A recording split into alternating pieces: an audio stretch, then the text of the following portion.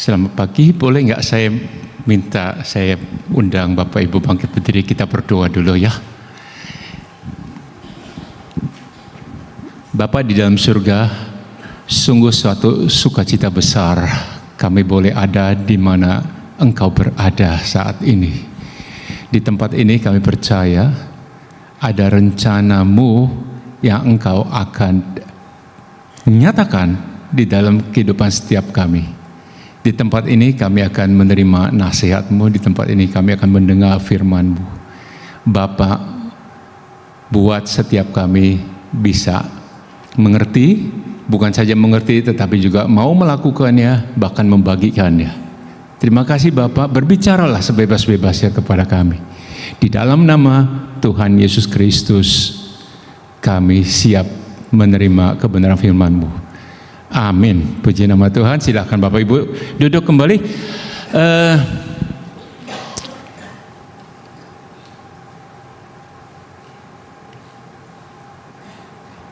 Oke.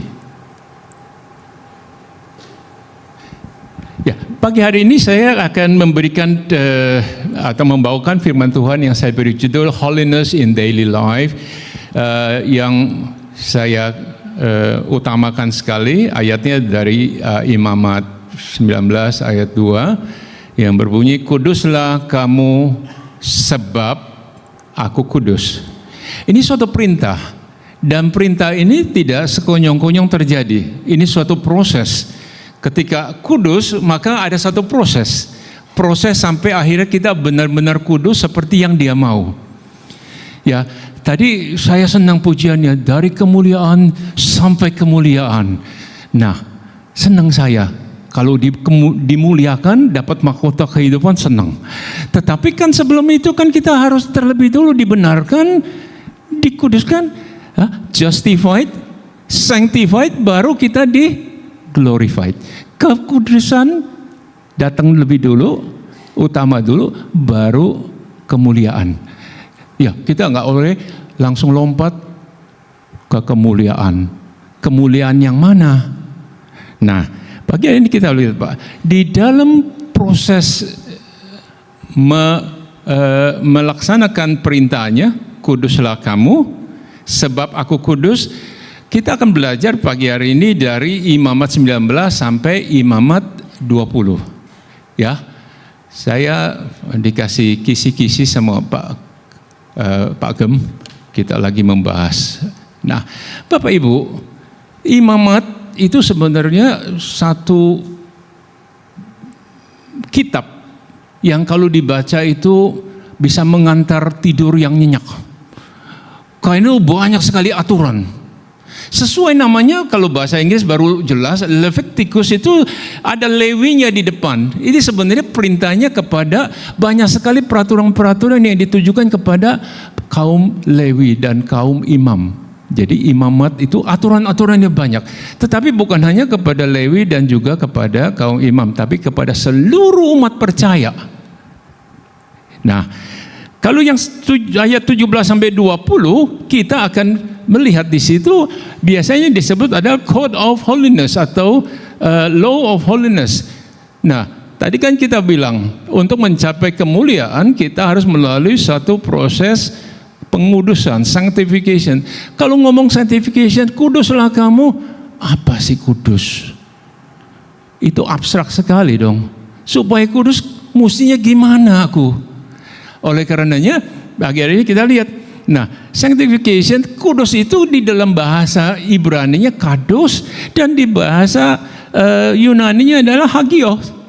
Dua-duanya mengandung arti apa? Set apart, dipisahkan dari apa? Dipisahkan dari cara hidup dunia untuk dikhususkan kepada Tuhan saja.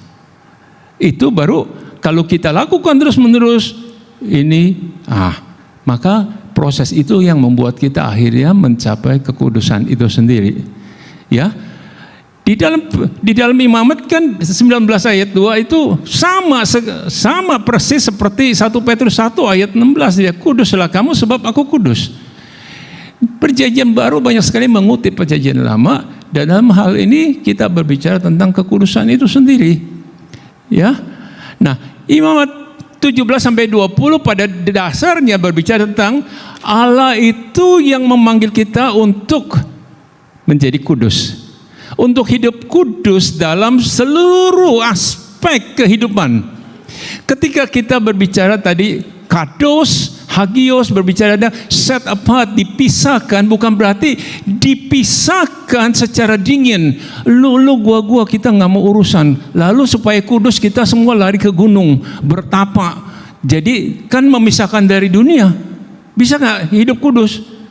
Iya, secara fisik kamu terpisah, tetapi hasratmu masih ada di situ. Semuanya nggak inline dengan yang Tuhan mau. Ya.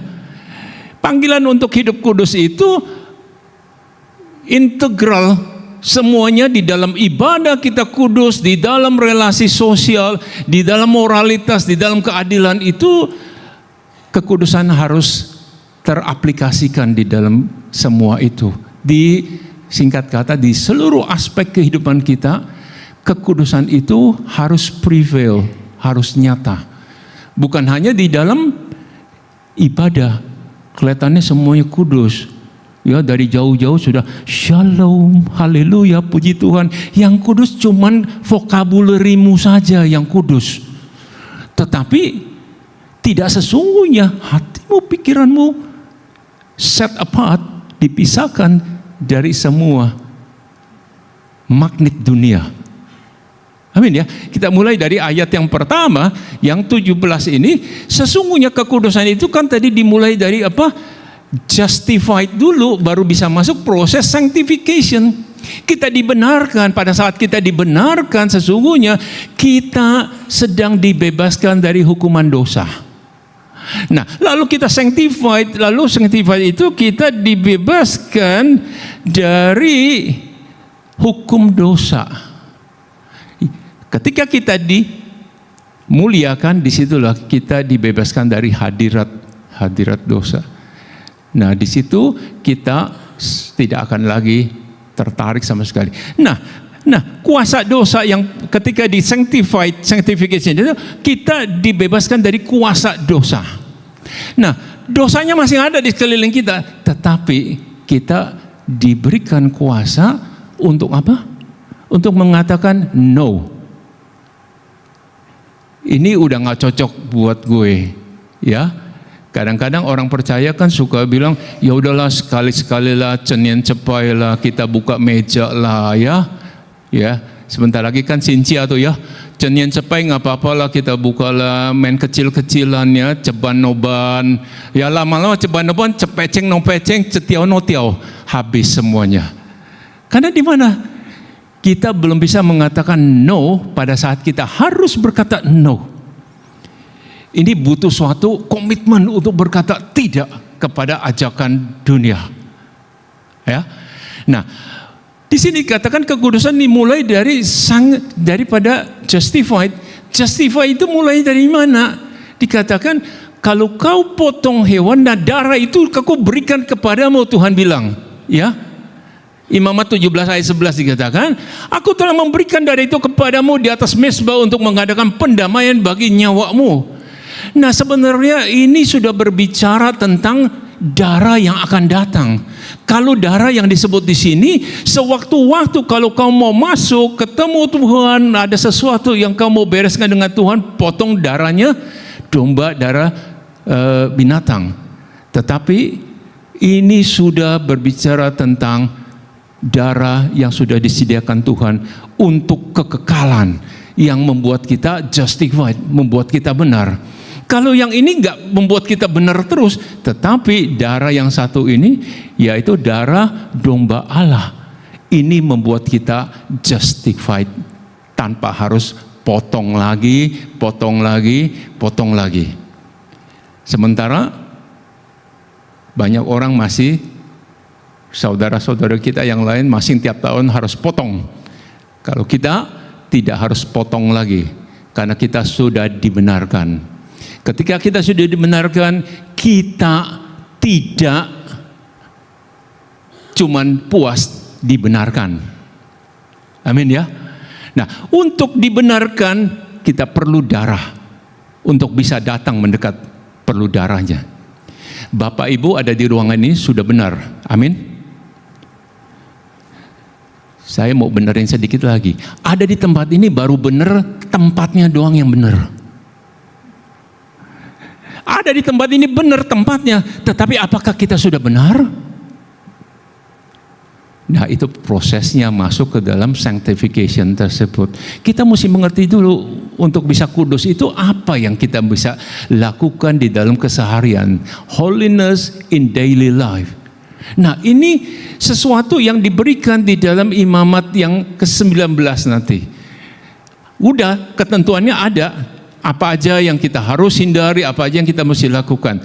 Tetapi nanti ketika kita sudah sadar, darah yang membuat kita benar seterusnya itu menjadikan kita bukan hanya melakukan apa yang imamat minta kita lakukan, tetapi ada tambahan yang lebih dahsyat nanti yang kita harus lakukan, yaitu apa? Ketika di dalam imamat ini jangan melakukan perzinahan, tetapi nanti kalau sekarang ini kita nggak berhenti di situ, bukan mencegah, mengendalikan tindakan perzinahan itu, tetapi sekarang ini perzinahan itu kita kendalikan sebelum terjadi tindakan. Karena ketika kau melihat seseorang dan kau timbul hasrat, itu sudah berzina. Nah, kekudusan yang model beginilah yang harus kita lakukan, bahkan itu melampaui yang diminta di imamat. Amin ya. Darahnya sudah disediakan, maka dikatakan kepada orang-orang pada zamannya, karena darah mengadakan perdamaian dengan perantaraan nyawa. Dan ini dikutip, ide ini dikutip di kitab Ibrani 9 ayat 22, dikatakan, dan hampir segala sesuatu disucikan menurut hukum Taurat dengan darah. Ya, dan tanpa penumpahan darah tidak ada pengampunan. Jadi darah itu sudah ditumpahkan, kita sudah diampuni, dan jangan sia-siakan itu. Jangan kita tumpahkan darahnya lagi. Cukup sekali kita terima justification itu. Nah, ini sebenarnya imamat 17, 19, 18, 19, 20 ini sebenarnya berbicara tentang kristologi loh. Ya. Dalam terang perjanjian baru prinsip ini digenapi dalam Kristus, ya. Yang tadi Ibrani 9:22 itu. Kekudusan kita hari ini bukan karena ketaatan hukum. Bukan. Kita lakukan ini dan itu lalu kita kudus, tetapi karena apa? Darah Yesus. Darah Yesuslah yang membuat kita bisa mencapai kekudusan yang Dia mau. Perintahnya, kuduslah kamu sebab aku kudus. Tanpa pencurahan darah Dia, kita tidak bisa masuk ke dalam sanctification. Karena apa? Tanpa pembenaran itu kita nggak tahu kita salah, kita benar, kita nggak tahu. Kalau kita nggak tahu di mana kita menyimpangnya, bagaimana kita kembali ke jalan yang benar tersebut.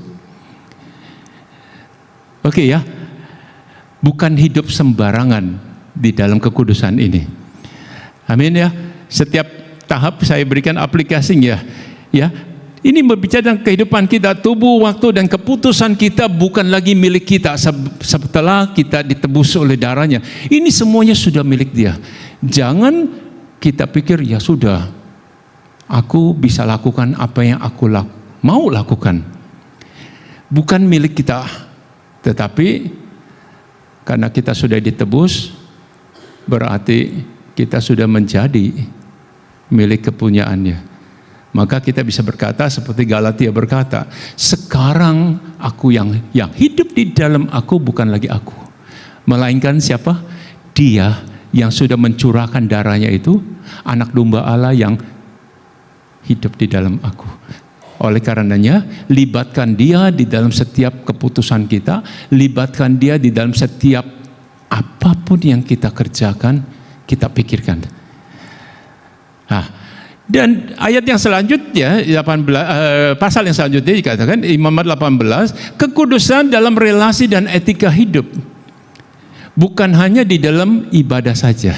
Kekudusan dalam relasi dan etika hidup, Allah menentang pola hidup bangsa Israel. Itu tertulis jelas di Imamat 18 ayat 3. Ya, dipanggil untuk hidup berbeda dari bangsa Mesir dan Kanaan.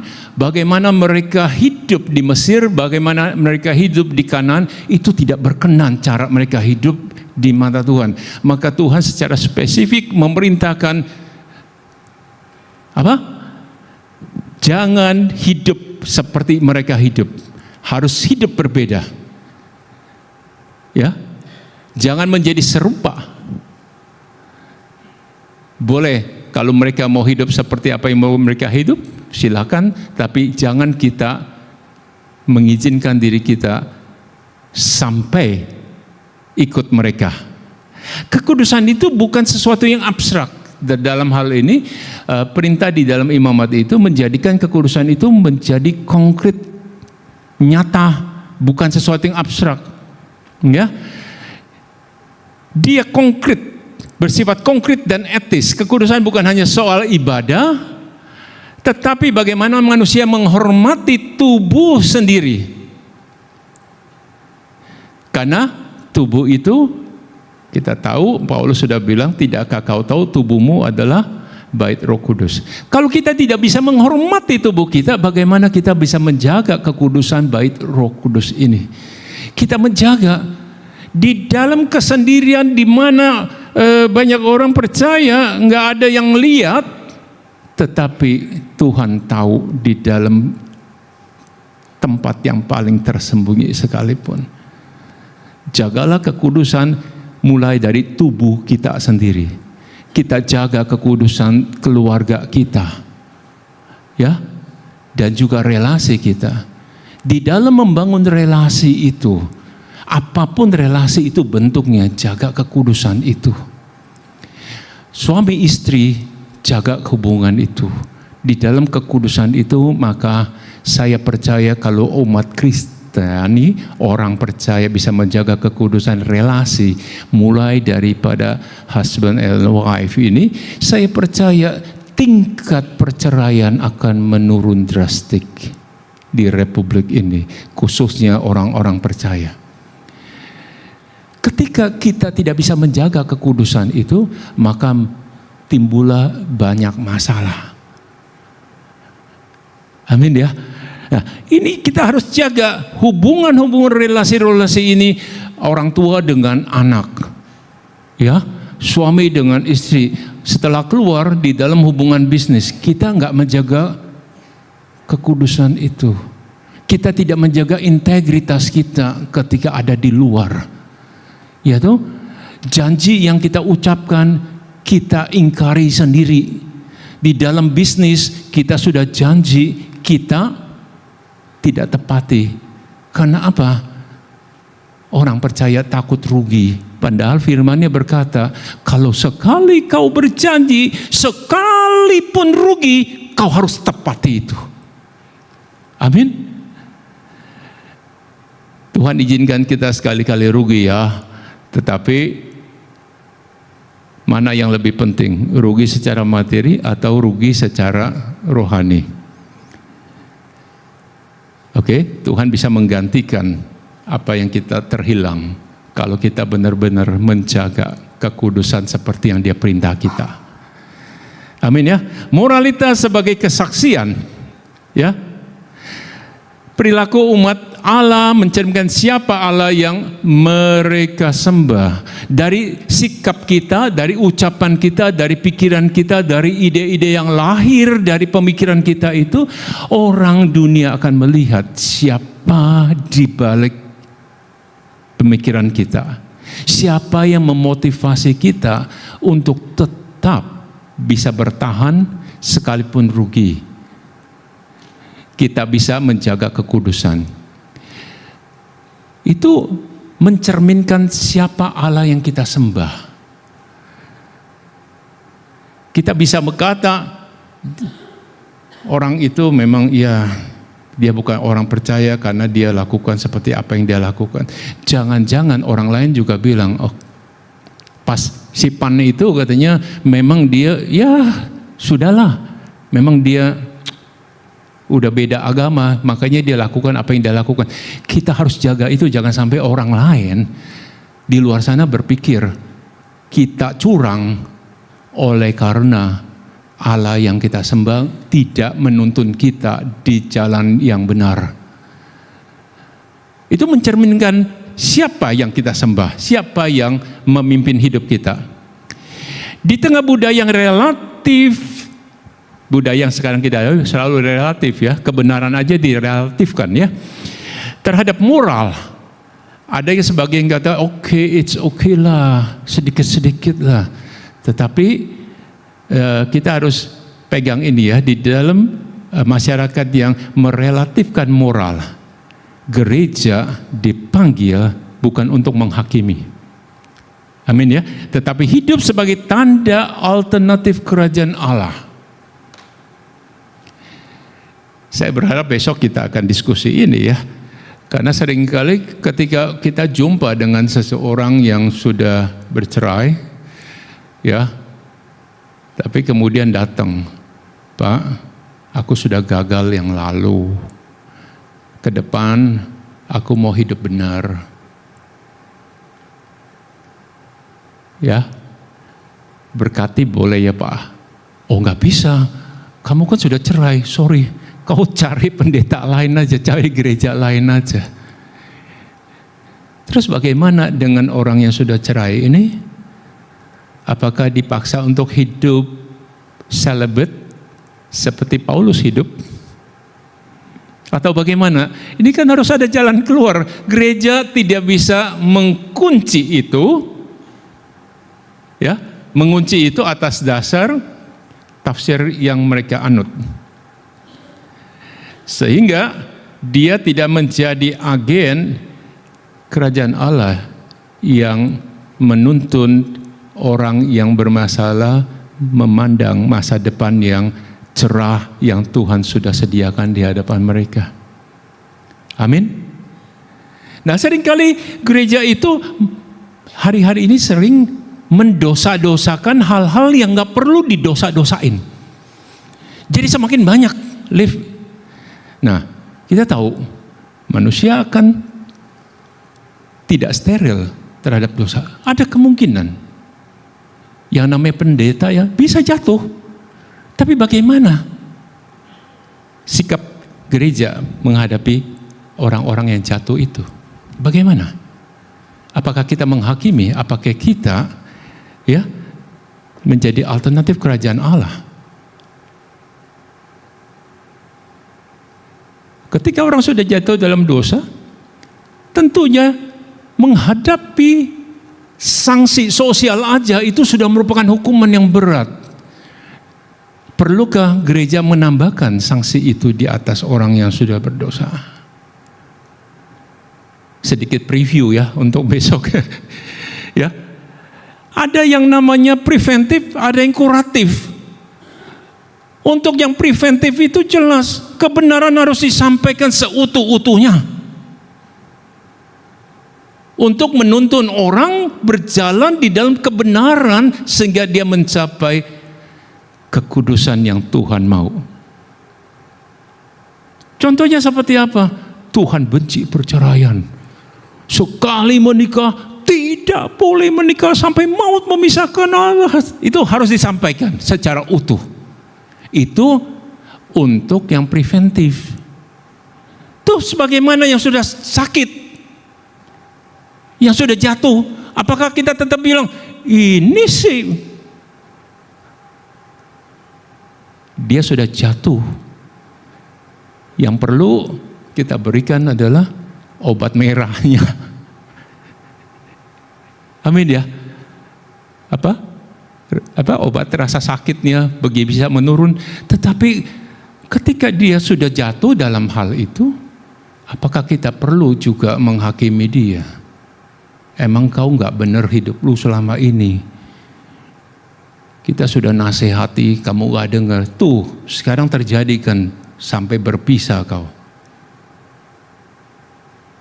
Ini ketika kita mengambil sikap sebagai hakim Tuhan. Amin ya. Sikap yang mana yang kita mau pilih?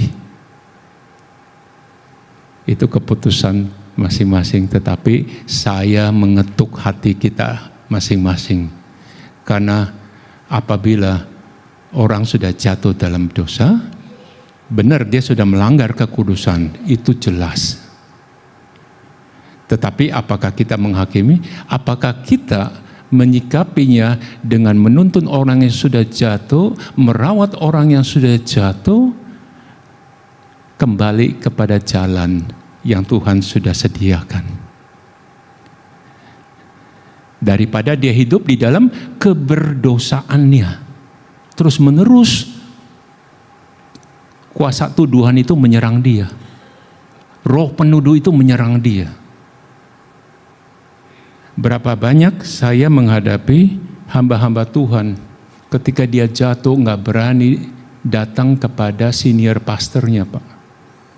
Karena apa? Ketika dia ngaku dengan tulus, yang terjadi bukannya dirawat, bukan dituntun, malah sabatikal, kamu nggak boleh melayani 1 tahun ya.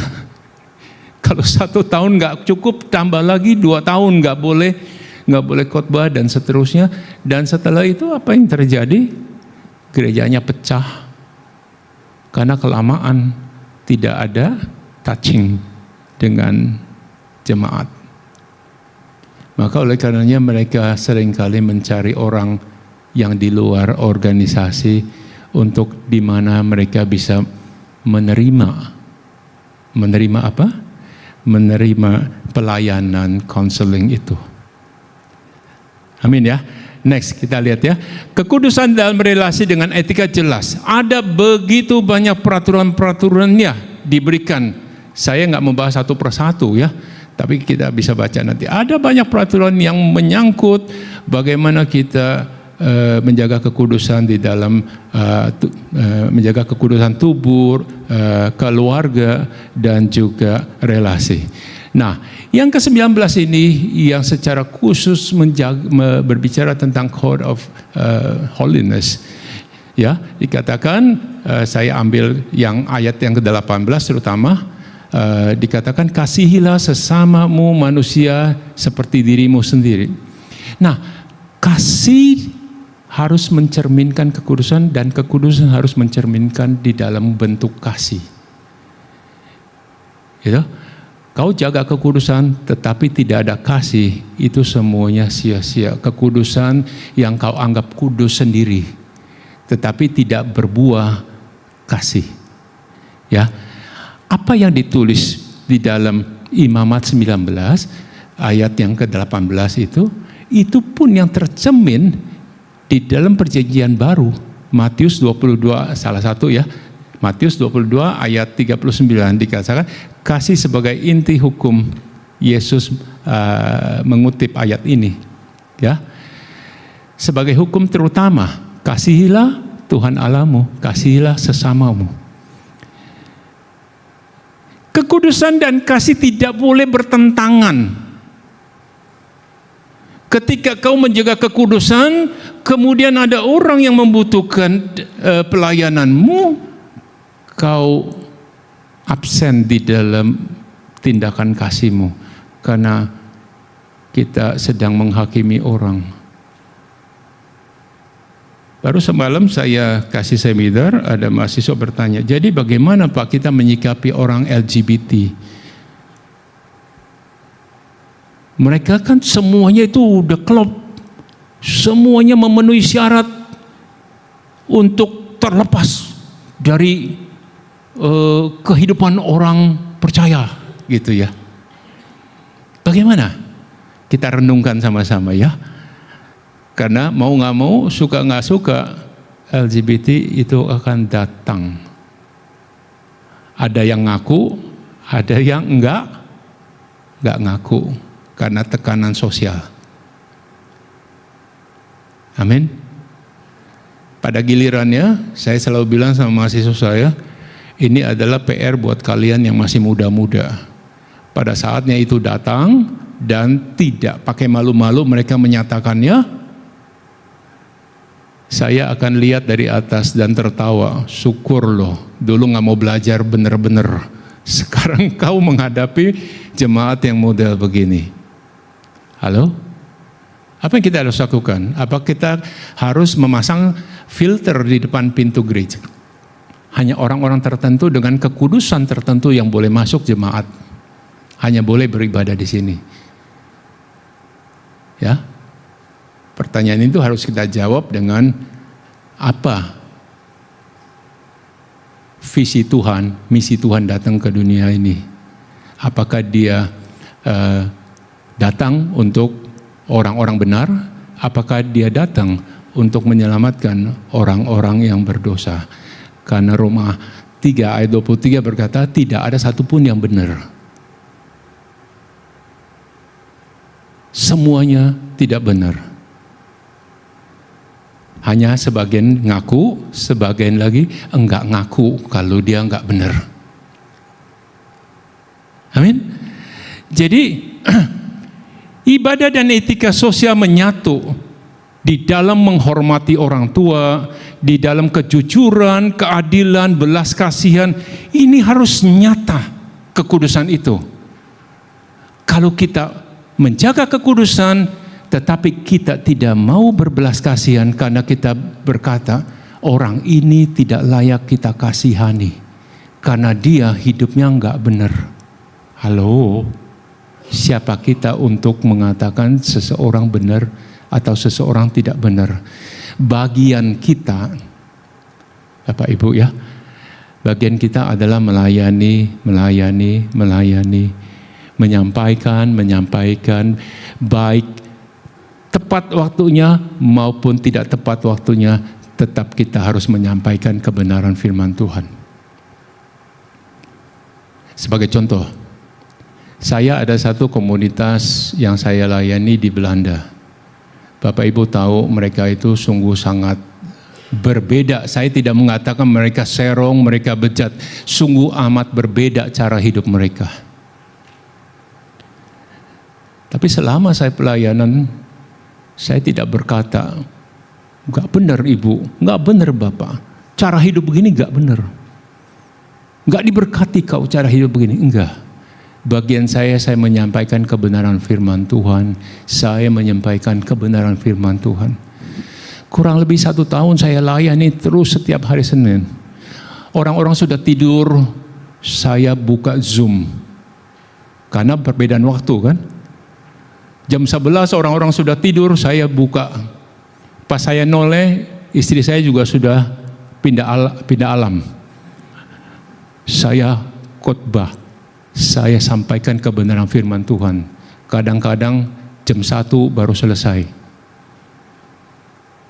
Saya nggak peduli, karena saya pegang satu prinsip, yaitu ada yang menabur, ada yang menyirami, dan pertumbuhan itu datangnya dari Tuhan. Jangan langsung berharap pertumbuhan terjadi kalau kita nggak pernah mau menabur. Jangan pernah berharap pertumbuhan itu terjadi kalau kita tidak melakukan bagian kita untuk menyiangi, menyirami, dan seterusnya. Jadi oleh karenanya saya tabur terus, saya bagi terus. 1 tahun kemudian salah satu bilang, Papan saya mau ke Indonesia ketemu. Waktu pertama mulai kita nggak pernah jumpa secara tatap muka. Begitu datang dia bilang, selama ini saya hidup sama tanda kutip suami saya. Nggak pernah diberkati, nggak pernah diresmiin. Tapi sekarang saatnya saya mengerti dan saya mau Papan berkati. Loh, kemana aja lu?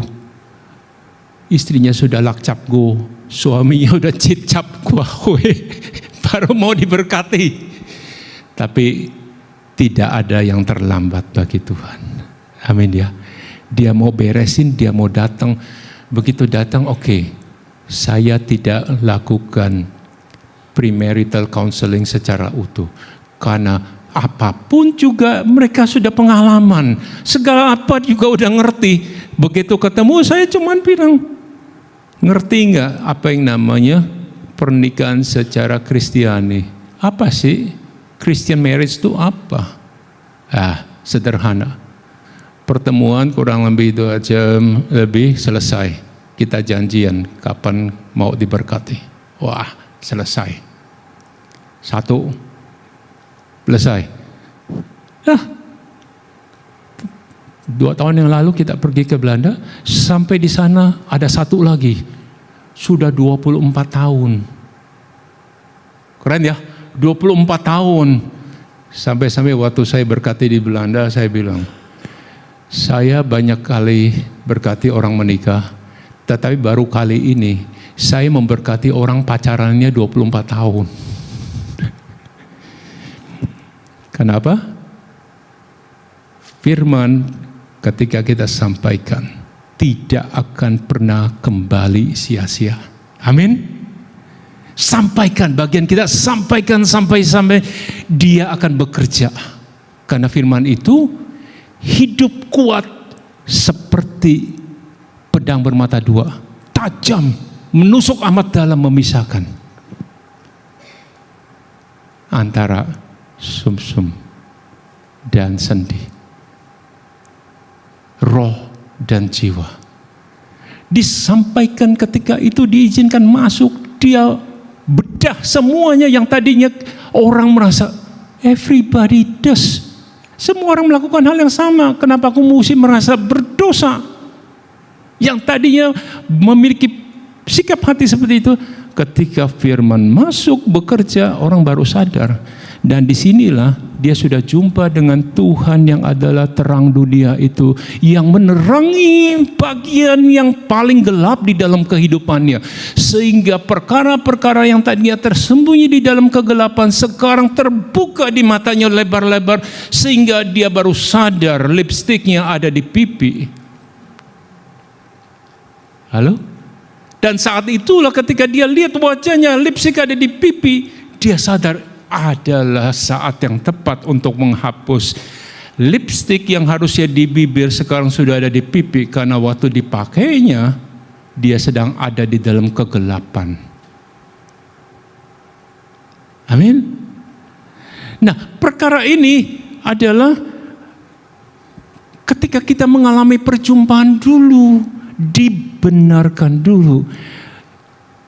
Mulai dululah di tempat yang benar. Tempat benar ini tempat di sini. Disinilah kita mendengar kebenaran firman Tuhan. Benar firman Tuhan itu kita dengar masuk ke dalam kehidupan kita, membongkar semua perkara-perkara yang tersembunyi, membuat kita sadar perkara-perkara yang selama ini kita pikir I am okay, saya juga hidupku udah benar, aku nggak pernah nipu, nggak pernah bunuh, nggak pernah apa. Tetapi ada perkara-perkara yang tersembunyi, bahkan ada kesombongan yang kita tidak sadar kita lakukan terus-menerus. Apalagi yang dinamakan satu yang orang kadang nggak sadar, kesombongan rohani, yang selalu merasa dirinya benar, orang lain salah, yang merasa dirinya kudus sementara semua orang nggak kudus. Betapa dahsyatnya kesombongan rohani itu menguasai orang percaya. Amin ya. Kekudusan jemaat tampak bukan hanya di altar. Di altar semuanya bajunya, wah keren banget ya. Nah, tetapi kekudusan itu harus nyata di dalam kehidupan kita sehari-hari. Ketika kita nawar cabai, ya, ketika kita belanja tomat, kekudusan harus nyata. Ya toh? Ketika kita ada di kantor, ketika kita ada di rumah, ketika kita ada di dalam komunitas di mana kita berada, kekudusan itu harus prevail, harus nyata di dalam sikap kita, di dalam ucapan, pikiran kita, semua itu harus nyata. Di dalam kehidupan kita sehari-hari, kejujuran itu, keadilan, belas kasihan, tuntutan, semuanya itu tuntutan kudus seperti Bapa minta kita, kuduslah kamu sebab aku kudus.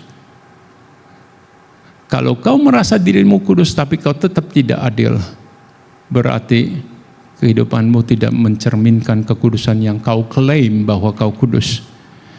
Ketika kekudusanmu tidak mendarat di dalam bentuk kejujuran, maka kekudusan itu adalah sesuatu yang abstrak. Orang tidak mengerti. Kekudusanmu bukan tercermin dari kalung salibmu yang berliannya 2 karat, tetapi kekudusanmu tercermin di dalam kejujuran, keadilan, belas kasihan. Ketika kau tidak lagi memiliki belas kasihan. Kita melihat satu kisah ya. Ada seorang yang dirampok, kemudian ditinggal pergi dalam keadaan luka parah. Lalu yang lewat di tempat itu, yang satu imam, yang satu lagi Lewi. Ya. Mereka tidak melakukan apa-apa. Padahal label kekudusan itu melekat kepada imam, kepada Lewi. Mereka tidak lakukan apa-apa. Tetapi ada satu yang lewat, orang biasa. Dia tidak, bahkan bukan orang Israel asli. Dia datang, dia hampiri. Diurapi dengan minyak. Bahkan setelah itu dituntun, dianterin ke sebuah penginapan, dititipin. Tolong kau rawat. Ini uangnya.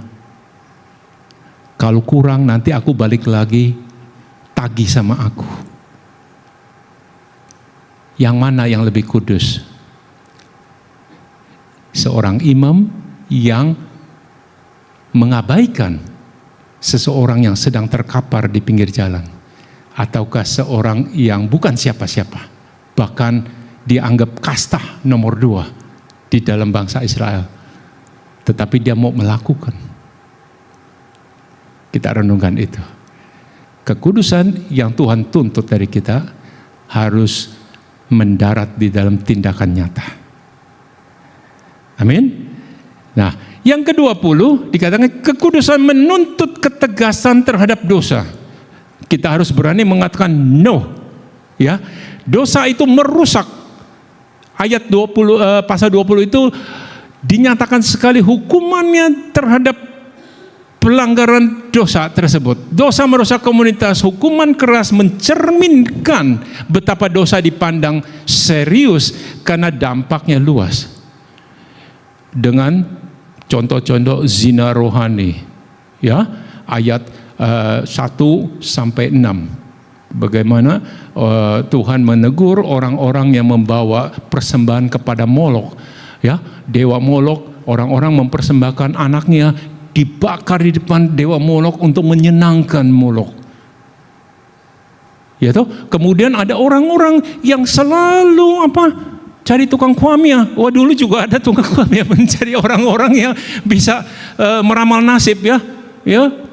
Banyak orang-orang kita kan kalau menjelang Sincia ini kan mau tahu ya bagaimana nih tahun kuda, apa kudanya binal atau kudanya jinak atau kudanya bisa, wah itu semuanya banyak sekali orang kepingin tahu karena di dalam hal-hal yang baru mereka kepingin tahu.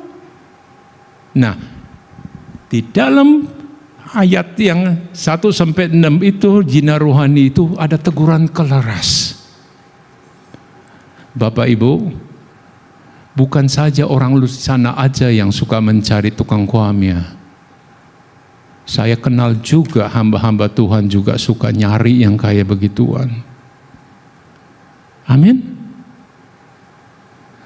Bahkan hamba-hamba Tuhan juga banyak juga yang bukan berprofesi, ya, berfungsi sebagai cenayang, tanda kutip, mau disuruh-suruh sama jemaat, disuruh-suruh didorong sampai akhirnya karena begitu gencarnya jemaat bilang, Pak Pendeta dapat apa dari Tuhan untuk saya?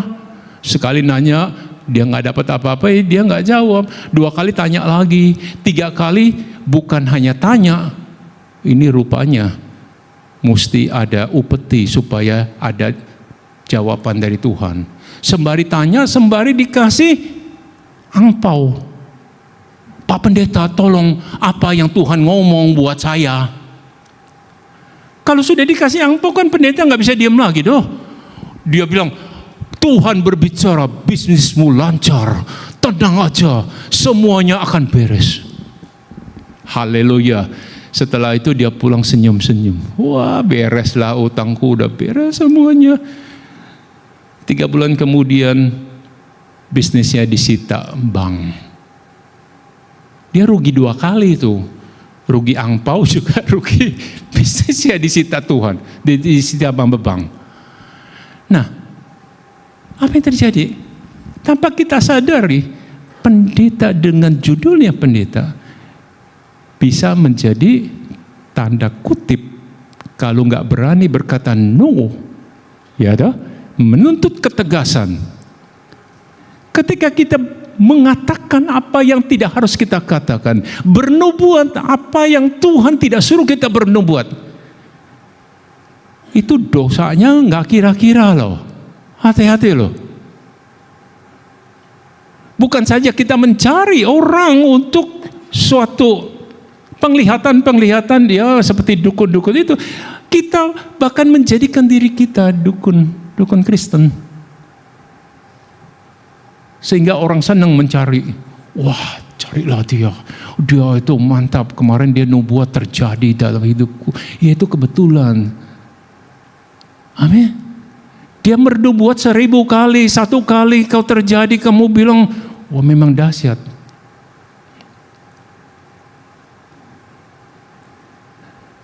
Dan yang model begini seringkali nggak segan-segan mempromosikan, aku bernubuat dan itu terjadi di sana. Ya toh? Padahal yang nggak terjadi nggak pernah diomongin sama dia. Aku ngomong begini, tapi akhirnya terjadinya berbeda. Ya, semuanya diatur di dalam imamat. Ya, khusus hari ini kita mengupas di dalam Code of Holiness, yang kita mesti mengerti apa sih yang terkandung di dalam sanctification itu. Kita lakukan petanya ini yang dari imamat. Kemudian kita belajar lagi apa yang Tuhan Yesus tambahkan, sempurnakan di dalam perintahnya. Kalau di sini kan berbicara tentang perzinahan, yang benar-benar terjadi perzinahan. Tapi Tuhan Yesus bilang, kalau kau mikir aja terus timbul hasrat, itu sudah berzina. Itu one step lebih tinggi lagi, ya. Dan di situ ada juga perzinahan rohani juga diatur, perzinahan rohani, perzinahan jasmani. Ini banyak sekali imamat itu berbicara luas sekali, ya. Perzinahan di dalam relasi-relasi, bagaimana anak tidak boleh mengawini gundik papanya dan tidak boleh mendekati tantenya, tidak boleh. Ini semua relasi di dalam keluarga. Lepas daripada itu, dalam skop yang lebih besar, yang lebih umum, itu yang Tuhan mau kita menjaga. Mulai dari keluarga, ya. Nah, bahkan di dalam ini dikatakan mengutuki orang tua pun juga merupakan suatu hal yang serius. Secara detail banyak sekali perintah yang harus kita lakukan dan laksanakan agar kita bisa melewati proses sanctification itu.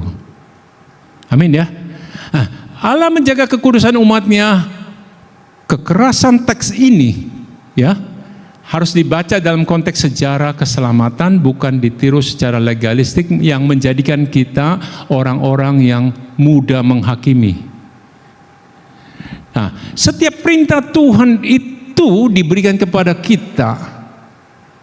Hukum yang diberikan kepada kita bukan berarti Tuhan waktu memberikan dia tahu pasti kita bisa melaksanakannya.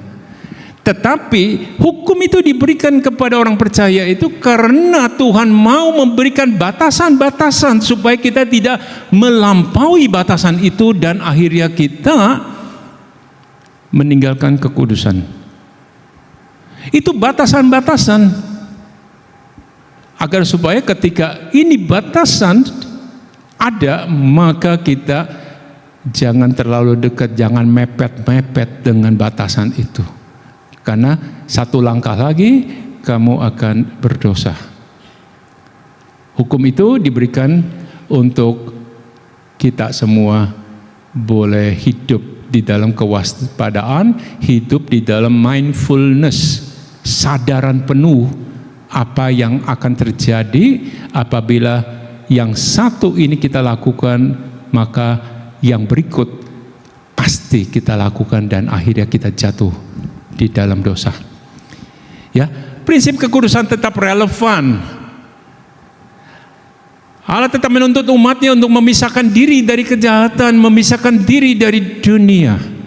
Separation, kados, ya, hagios, itu memisahkan diri. Tuhan menuntut kita. Gereja masa kini dipanggil untuk menegakkan disiplin rohani. Kalau kita bicara disiplin rohani itu, kita mulai dengan yang konkret ya. Ya, yaitu kasih, terjadi pemulihan dan kebenaran bukan dengan penghukuman buta. Mendisiplinkan orang tetapi bukan dengan kasih. Menegur tidak dengan kasih. Tetapi akhirnya yang jatuh itu timbul yang adalah apa? Mengeraskan hati karena dia merasa dituduh dan dipojokkan. Amin. Ya, panggilan kekudusan yang holistik yang adalah kuduslah kamu sebab aku Tuhan Allahmu kudus. Ini pada dasarnya memiliki satu implikasi pengajaran tentang apa? Kekudusan itu berakar pada relasi dengan Tuhan. Relasi dengan Tuhan dimulai dengan apa? Dengan darah. Karena Tuhan tidak tahan dengan dosa. Ketika mengalami dengan darah kita diperdamaikan, maka itu relasi baru bisa terbentuk dan relasi itu bisa dibangun. Amin ya. Nah, kekudusan itu juga dinyatakan dalam kehidupan sehari-hari, bukan di dalam ruang hampa. Harus ada tindakan, Bapak Ibu. Harus ada suatu hal yang nyata bahwa kekudusan itu. Ya, ada begitu banyak orang di depan mimbar ini kudus, tapi di luar sana enggak terlalu kudus. Kalau di sini dia bisa berbicara tentang jagalah kekudusan pernikahanmu, tapi di luar sana ternyata dia sudah buka cabang 2 di dalam rumah tangganya. Siapa yang tahu orang yang berdiri di hadapanmu ini kudus kalau tidak ada tindakannya? Kekudusan bukan hanya berbicara di mimbar saja. Ada satu gereja yang saya tahu, orang selalu merasa hadirat Tuhan begitu nyata, begitu kuat ketika WL ini menyembah. Dahsyat sekali ketika dia menyembah, orang-orang merasakan hadirat Tuhan, bulu kuduk berdiri, orang mulai menangis segala macam. Berapa bulan kemudian terjadi busung lapar, perutnya gemuk. Ketika dicek ternyata busung laparnya itu ada sesuatu di dalamnya yang bertumbuh terus.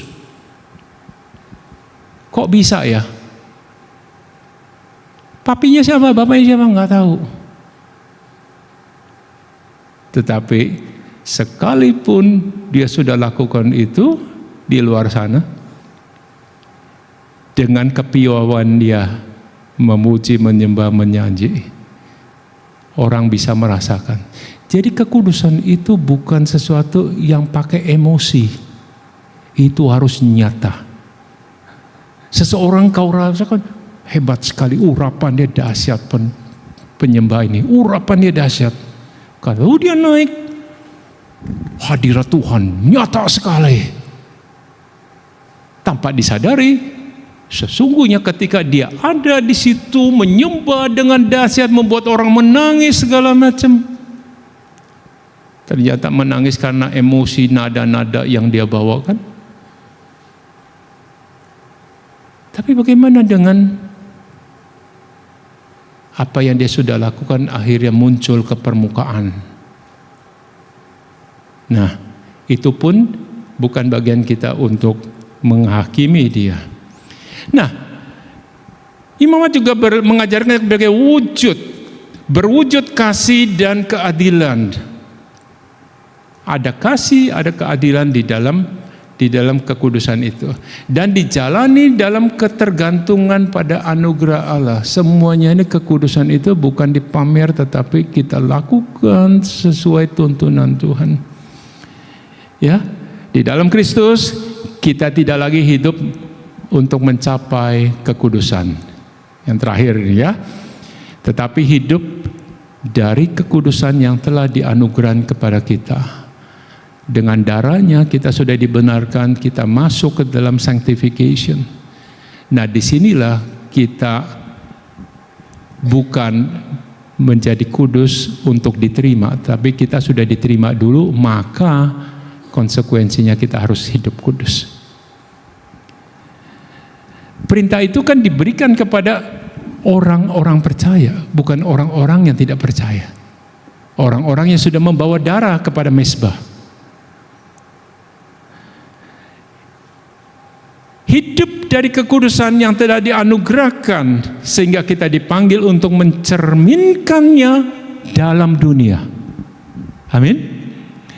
Kita bukan berusaha untuk melatih ini dan itu supaya kita menjadi kudus, tetapi kita sudah dibenarkan, tinggal masuk di dalam sanctification. Di dalam sanctification itu ketika kita lakukan sungguh-sungguh sesuai dengan code of holiness, bahkan lebih dari itu, perintah Tuhan yang sederhana, kasihilah Tuhan Allahmu, kasihilah sesamamu, yang mencakup semua code of holiness itu. Maka ketika kita jalankan itu sungguh-sungguh, disitulah kita mencerminkan Dia di dalam hidup kita kepada dunia. Amin. Konsep kita berbeda.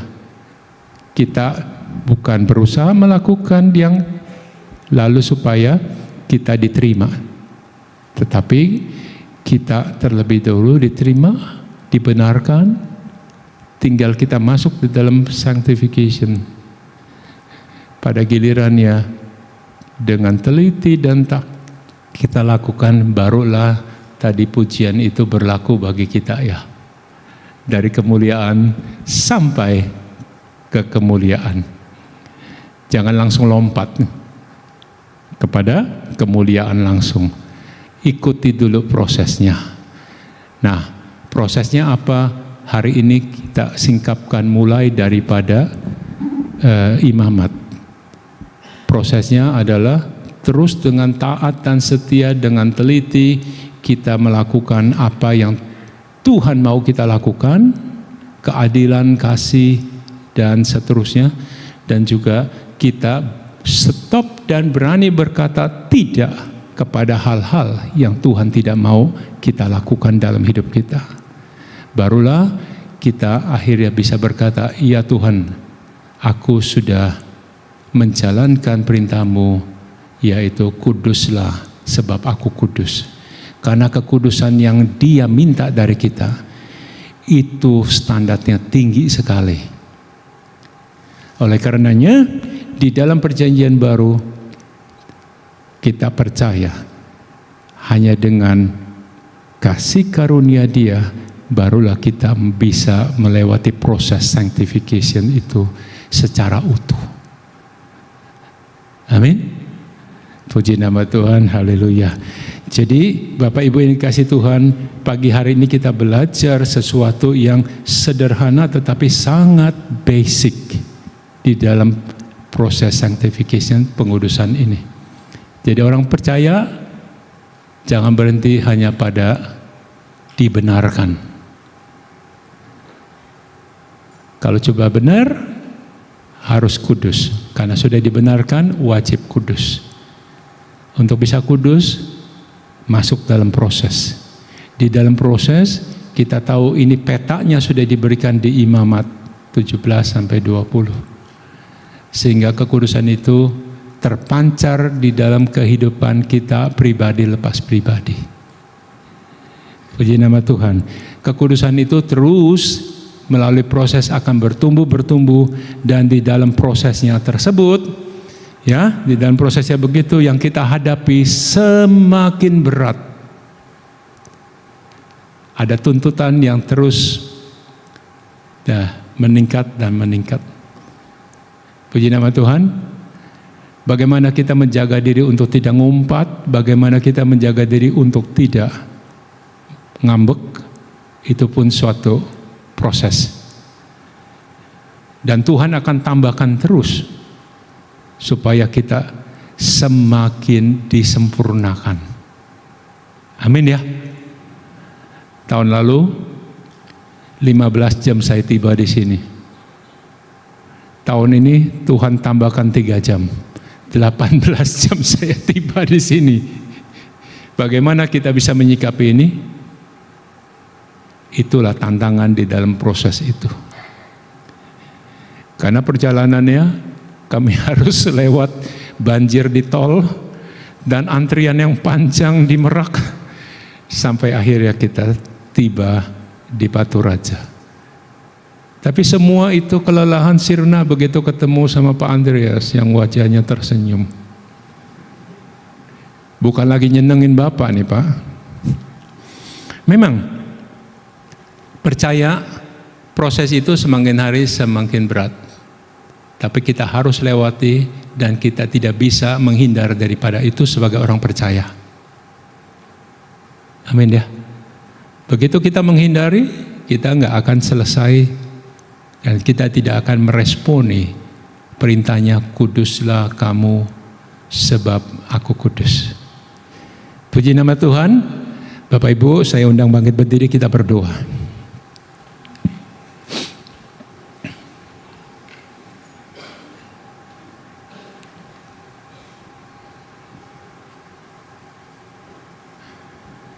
Haleluya. Saya teringat satu lagu, saya nggak percaya ini zaman saya punya lagu, karena yang menyanyi di sini muda-muda masih. Kudus, ya. Kalau soal nyanyi menyanyi, biarlah yang lagu suaranya masih bagus yang nyanyi.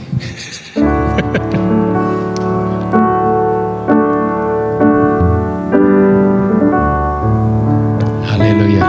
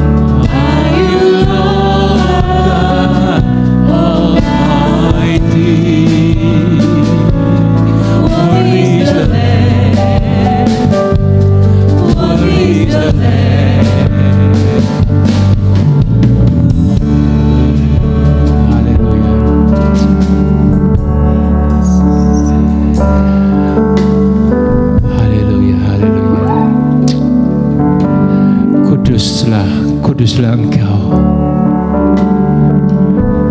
yang bertata di atas pujian dan penyembahan, yang bertata di atas singgasana di surga nan permai. Kuduslah Engkau.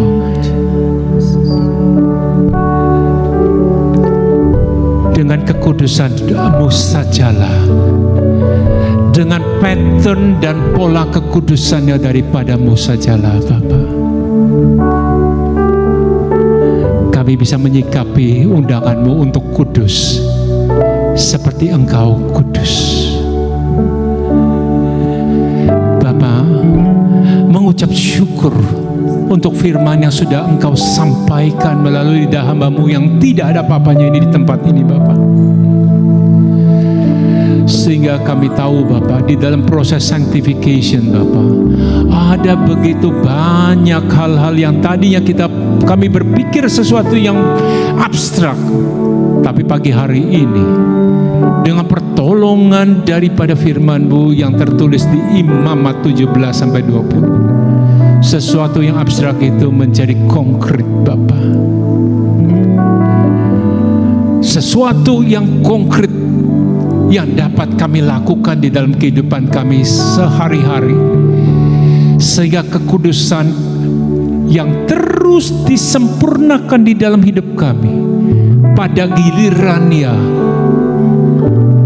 tercermin dan terpancar melalui kehidupan kami pribadi lepas pribadi, di dalam rumah tangga kami, di dalam hubungan-hubungan di luar rumah kami,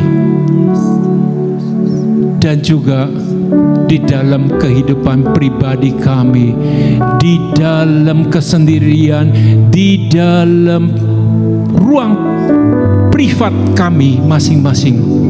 Kami tetap Bapa menjaga kekudusan tubuh, karena kami tahu tubuh ini adalah bait Roh Kudus. Karena hanya dengan menjaga kekudusan tubuh ini Bapa,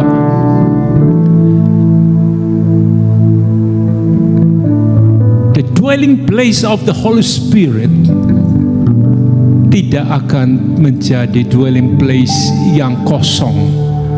Engkau layak, Engkau berkenan untuk tetap tinggal di dalam hidup kami, dan terus menuntun, menegur, mengajar kami senantiasa melewati proses sanctification sampai pada gilirannya kami menyelesaikan pertandingan yang diwajibkan bagi setiap kami, sampai kami tiba di garis akhir berjumpa dengan Engkau yang menyempurnakan setiap kami.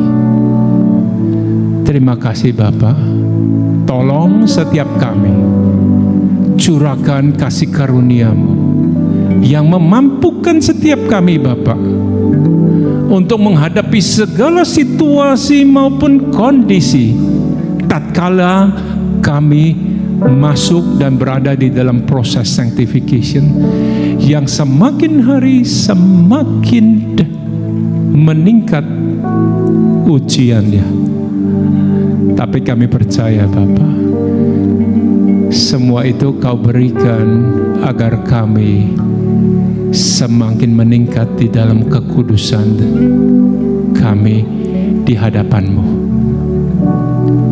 Bapa, dengan pertolongan-Mu kami percaya, kami cakap melakukan segala perkara bersama-sama-Mu. Terima kasih Bapa buat firman yang Kau sampaikan. Terima kasih buat hadir-Mu di tengah-tengah kami. Terima kasih Bapa buat pertolongan-Mu sehingga kami boleh mendengar, mengerti, dan kami akan melakukan apa yang kami dengar firman-Mu pagi hari ini. Terima kasih Bapa di dalam surga.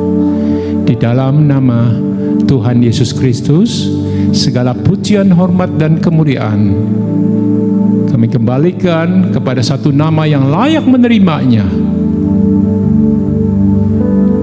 domba Allah yang sudah mencurahkan darahnya bagi setiap kami, Yesus Kristus. Terima kasih Bapa. Di dalam nama Tuhan Yesus Kristus, semua kita yang sudah menerima kebenaran firman-Nya, Mari sama-sama kita katakan, amin. Praise the Lord.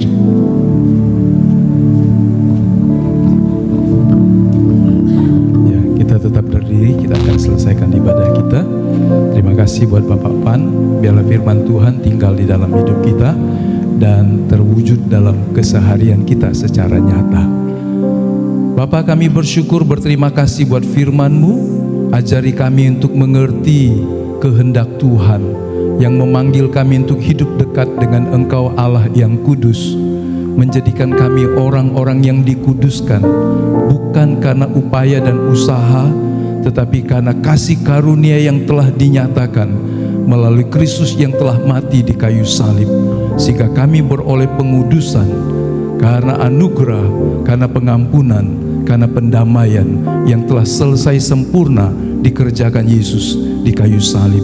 Biarlah kami hidup sesuai dengan firman-Mu dalam setiap hari, menyatakan kepedulian, kasih, kemurahan, dan apa yang Allah taruh dalam hati kami, dalam hidup kami, selaku orang-orang yang telah dikuduskan untuk menjadi dewasa di dalam Engkau, bahkan pada akhirnya serupa seperti Engkau. Maka semua yang baik yang Kau telah nyatakan di dalam kami memancar keluar dalam keseharian kami, melalui perilaku, perkataan, perbuatan, bahkan seluruh sikap hidup kami. Berkatilah kami, orang-orang yang terus berjalan bersama Tuhan, untuk terus teguh memegang firman-Mu dan hidup oleh karena tuntunan Roh Kudus dalam segala keputusan, pilihan-pilihan yang kami buat. Berkati hamba-Mu Pak Pan bersama Ibu Nancy yang sudah menjadi berkat buat kami, kesehatan, kekuatan, pengurapan, pertolongan Tuhan menjadi bagian dalam kehidupannya. Berkati para pemuji, pemusik, multimedia, asyir, anak-anak tamborin yang sudah berbakti melayani Tuhan. Kami semua yang ada di tempat ini, biarlah kami semua menjadi kehidupan yang menyukakan hati Tuhan, hidup yang berkenan kepada Tuhan, anak-anak terang, anak-anak kerajaan Allah. Terima kasih banyak Bapa. Berkati juga persembahan-persembahan kasih kami. Biarlah itu menjadi ungkapan kasih kami kepada Tuhan, dan Engkau berkenan memakainya, menguduskannya, sehingga semua persembahan kami boleh berguna bagi kerajaan-Mu, baik di tempat ini, baik di berbagai tempat sesuai dengan tuntunan dan kehendak Tuhan. Kami akhiri ibadah kami pagi hari ini dengan penuh syukur karena rahmat dan anugerah-Mu. Kekasih-kekasih Tuhan, terimalah berkat dari Allah Bapa, kasih karunia dari Tuhan kita Yesus Kristus, dalam persekutuan Roh Kudus yang telah menguduskan kita, memeteraikan hidup kita di dalam kebaikan-kebaikan Tuhan, di dalam keselamatan yang kekal, untuk kita terus berjalan bersama Tuhan, menjadi saksi baginya dimanapun kita berada, sampai Tuhan membawa kita masuk dalam rumahnya yang kekal di sorga yang mulia, selamanya bersama Tuhan. Haleluya, haleluya, amin.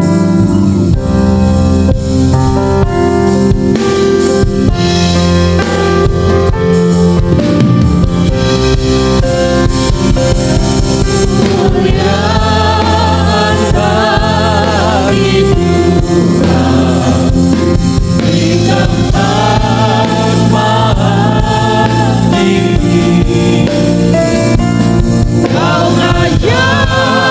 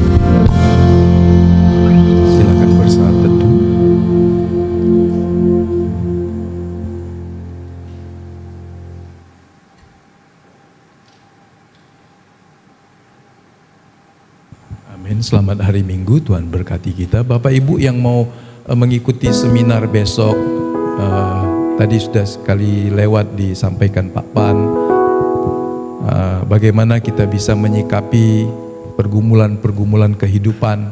Pasti juga setelahnya Bapak Ibu bisa konseling ya, kalau ada yang memerlukannya. Tapi harus daftar, tujuannya supaya bisa menyediakan konsumsinya. Jadi jangan datang, kecuali mungkin kalau tidak daftar boleh